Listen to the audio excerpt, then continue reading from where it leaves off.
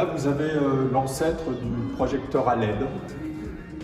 C'est des vieux projecteurs qui ont une quarantaine d'années, dans lesquels il y a une lampe comme chez vous, avec vous savez, un filament, ce qu'on appelle une lampe à épiscope, avec derrière un réflecteur et devant une lentille, donc ça vous fait un faisceau.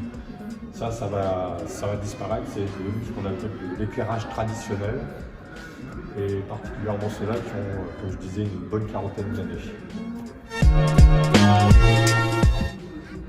Alors là, vous avez sans doute le plus vieil objet de l'association Actar. Elle était là avant que je sois en poste.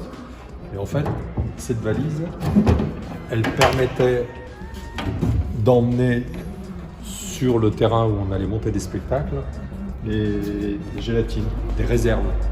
C'est-à-dire qu'il y a toujours une liste de gélatines qui est demandée par les compagnies avant d'arriver pour le montage. Mais des fois on est en panne ou des fois on a envie de changer d'idée, etc. Donc on avait, dans cette valise, on avait toute une réserve de gélatine. Les gélatines qui sont prédécoupées, qui sont ici. Vous voyez, on a plein de références, on a des différentes couleurs, on a ce que j'appellerais basiquement du mauve, on peut avoir du orange. On ne parle pas en ces termes-là dans le spectacle, mais si je vous donnais la référence 161, par exemple, c'est un bleu.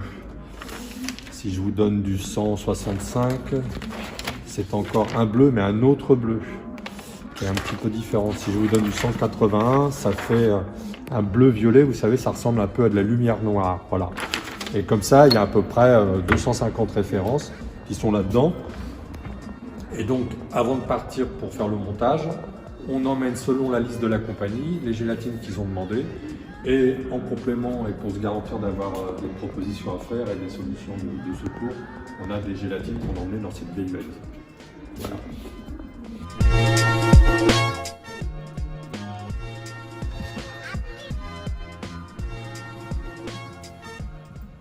Alors, parmi les objets insolites, on a cet objet-là, vous voyez, avec deux trous et puis une petite planche avec des petits trous. Et un anti-dérapant derrière. Alors, est-ce que vous savez à quoi ça sert, ça? Et bien ça, en fait, ça permet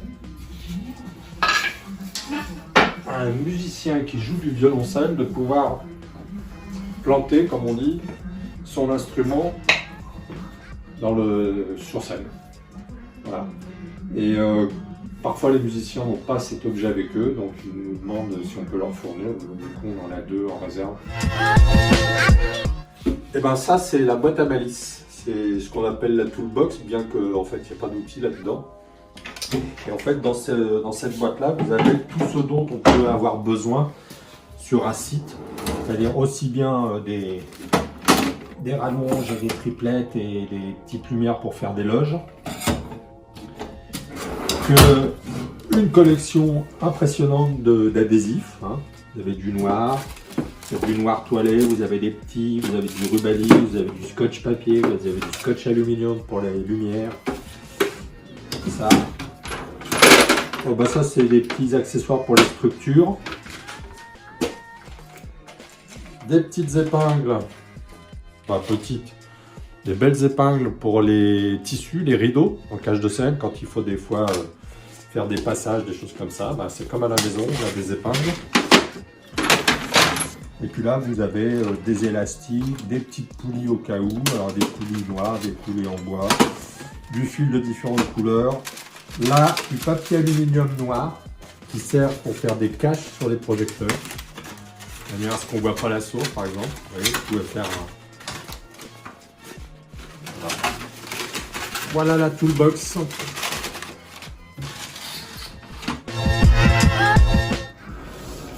Alors là, on a une petite astuce, c'est qu'on a récupéré des sabots de frein de chemin de fer, de bogie.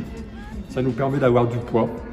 Comme ça, on peut sécuriser par exemple le pied d'un barnum, le pied d'une tente. On peut mettre ça aussi en contrepoids sur une feuille de décor pour éviter qu'elle bascule.